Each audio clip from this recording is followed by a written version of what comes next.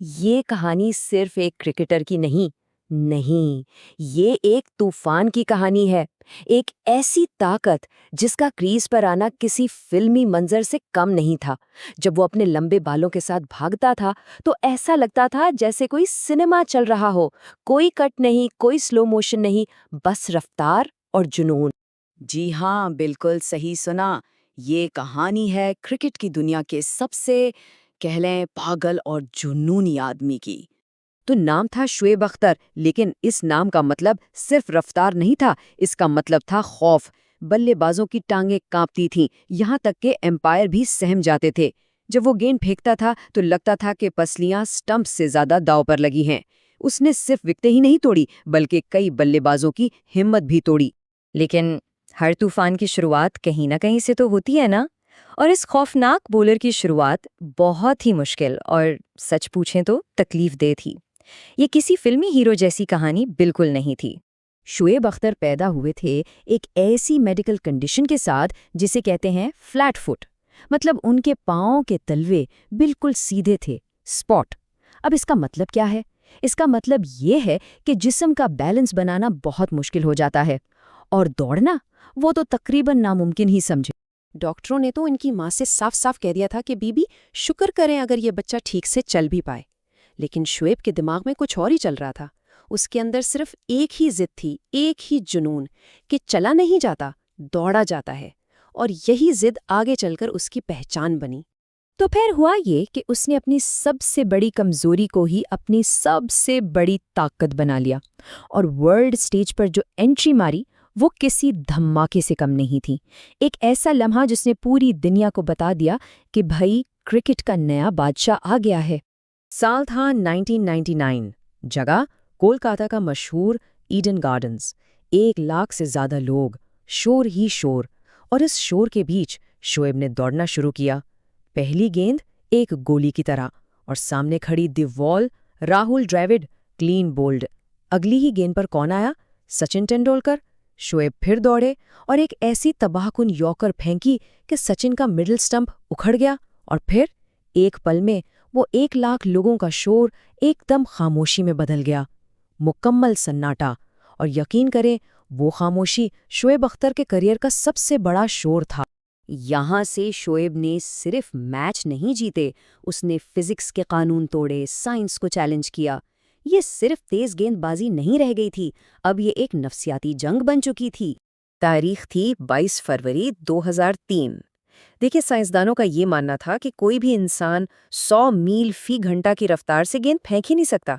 ये बायोमैकेनिकली नामुमकिन है। लेकिन शोएब को इन उसूलों की परवाह कब थी? उसने 161.3 किलोमीटर फी घंटा की रफ्तार से गेंद फेंकी और तारीख बदल दी। ये आज तक क्रिकेट की तारीख की सबसे तेज तरीन गेंद है।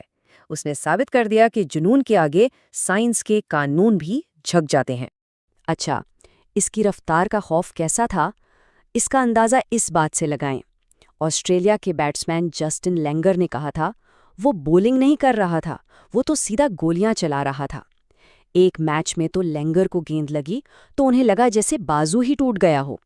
लेकिन शुएब हमदर्दी दिखाने के बजाय उन्हें घूरने आए, जैसे आंखों ही आंखों में कह रहे हों, अभी तो और मारूंगा। ये था उसका अंदाज। लेकिन उस बेमिसाल रफ्तार की, उस जुनून की एक बहुत भारी कीमत थी। एक ऐसी कीमत जो शुएब अपने जिस्म से, अपने करियर से हर रोज चुका रहे थे। शोएब को हमेशा क्रिकेट की दुनिया का बैड बॉय समझा गया। क्यों? क्योंकि वो बागी था। पाकिस्तान क्रिकेट बोर्ड से उसके झगड़े कभी खत्म नहीं हुए।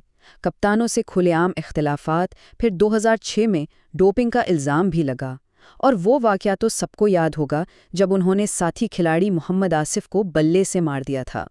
मीडिया ने तो उन्हें विलेन बनाकर पेश किया, लेकिन शोएब का हमेशा एक ही जवाब था, मैं बुरा हो सकता हूँ लेकिन मैं नकली नहीं हूँ। और ये कीमत सिर्फ तनाज़ात की नहीं थी, असल कीमत तो उनका जिस्म चुका रहा था। उनके फ्लैट फीट की वजह से उनके घुटनों पर एक आम इंसान से कई गुना ज्यादा दबाव पड़ता था। कई बार तो मैच से पहले सिरिंज से उनके घुटनों का पानी निकाला जाता था ताकि वो बस दौड़ सकें।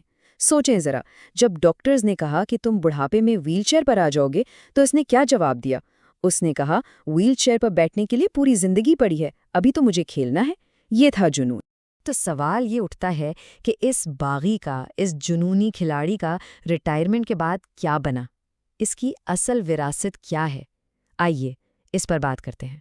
ये हैरानकुन बात है, लेकिन मैदान का वो बागी आज यूट्यूब पर एक बहुत ही मुअज़्ज़ज़ और ईमानदार तज्ज़ियाकार है, जिसे लोग गुस्से वाला समझते थे।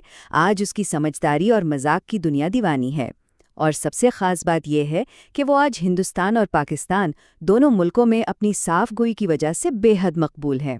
तो शुएब अख्तर की कहानी हमें सिखाती क्या है? एक बहुत सादा सी बात कि असल रफ्तार पट्ठों से नहीं आती, वो आती है जिगरे से, हिम्मत से, हौसले से।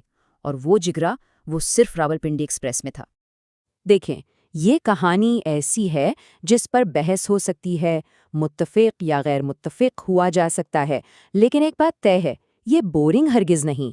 ये एक खुली किताब की तरह है जिसका हर सफ़ा खून, पसीने और आंसुओं से लिखा गया है। तो चलें इस पर बात करते हैं।